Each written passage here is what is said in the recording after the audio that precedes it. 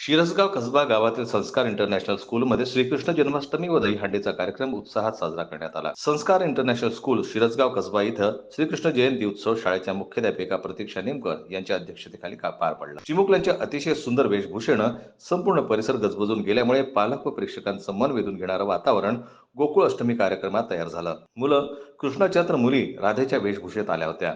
दहीहंडीच्या कार्यक्रमास प्रेक्षकांनी खूप गर्दी केली होती. उत्कृष्ट राधाकृष्णाच्या जोडीमध्ये नर्सरीमधून कृष्णाली सोनार व दिव्यांश गायकवाड, KG1 मधून उत्तरा भुसारी व रियाज ढोले व KG2 मधून देवश्री ठाकरे व देवांशू कंटाळे यांची निवड होऊन त्यांना प्रथम क्रमांकाचे बक्षीस देण्यात आले. परीक्षक म्हणून संस्कार इंटरनॅशनल स्कूलच्या माजी मुख्याध्यापिका श्वेता दामोदर या उपस्थित होत्या. या कार्यक्रमाचे संचालन आरती केदार तर आभार प्रदर्शन समीक्षा दारोकर यांनी केलं.